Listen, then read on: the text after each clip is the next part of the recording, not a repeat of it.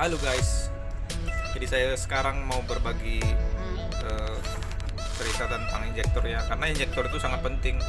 Injektor itu di kapal, di mesin, untuk mengabutkan bahan bakar ya. Tujuannya kabut, jadi pembakarannya bagus. Semakin kabutnya bagus, semakin pembakarannya bagus.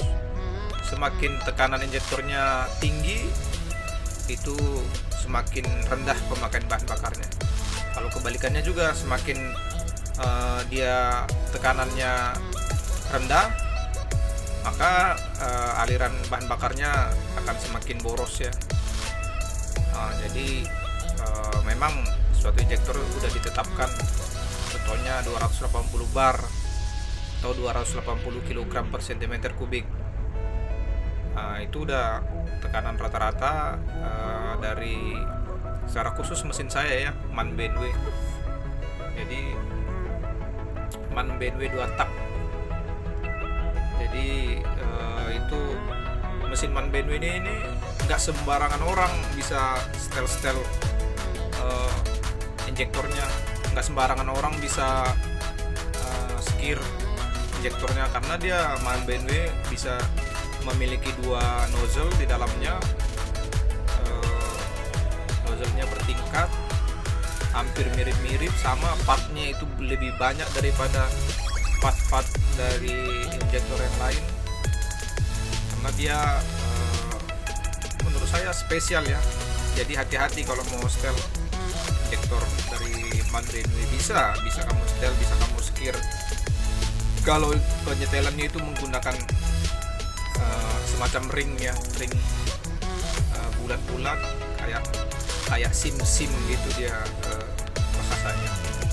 Jadi semakin ditambahi ringnya, maka tekanannya semakin tinggi. Semakin berkurang ringnya, maka itu semakin rendah pressure untuk dites. Jadi ini injektor ini bisa mengakibatkan kerusakan-kerusakan yang lainnya ya, jika injektornya tidak baik. Bisa contohnya pembakarannya jelek, bisa mengakibatkan temperatur semakin tinggi dan membuat klep bisa bocor juga, atau fatal, itu bisa sampai klep patah yang mengakibatkan serpihan patahannya itu terkena turbocharger ya. Itu bahaya sekali tuh. Jadi kalau sudah terkena, bisa kejadian kerusakan pada turbin, dan itu bisa merah semua, terbakar itu manifold ya, exhaust manifold ya, karena saking panasnya. Jadi hati-hati ya. Secara khusus injektor MAN BMW ini kalau ingin membuka itu memang harus benar-benar dipahami, diingat.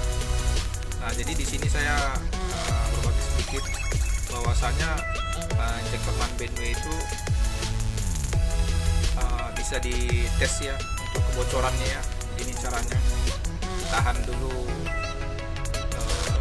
pressure-nya, ditutup itu aliran overflow-nya, agar kita mengetahui ya kebocorannya. Tidak tahan lah sekitar 1 menit kurang lebih.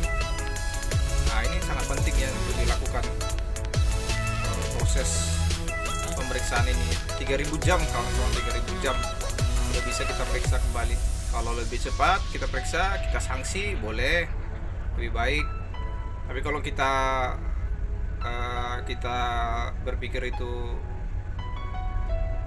masih oke, ya sudah, kita biarkan saja. Tapi plan maintenance system itu harus dirubah. Kalau enggak, nanti ada pemeriksaan, kawan-kawan bisa terkena pemeriksaan bahwasanya kapalnya tidak menjalankan PMS atau plan maintenance system. Itu kapal bisa off-hire, ditahan, dan segala macam. Jadi memang harus benar-benar ya, kapal yang menjalankan PMS itu harus benar-benar mengetahui kondisi permesinannya secara khusus, apalagi mesin induk ya. Ya begini saja kawan-kawan, semoga cara pengetesan injektor ini dapat membantu kawan-kawan untuk menangani permesinan MAN BMW secara khusus. Semoga kawan-kawan bisa mendapatkan ilmu, mendapatkan pengetahuan seperti ini. Ya kalaupun memang ada perbedaan pendapat, ya itu sah-sah saja ya kawan-kawan ya, boleh-boleh saja. Oke, ya kita ya, kita tesnya, pengabutannya gitu ya. Ini mesin-mesin 2 tak MAN BMW seperti ini ya. Oke, baik, terima kasih kawan-kawan.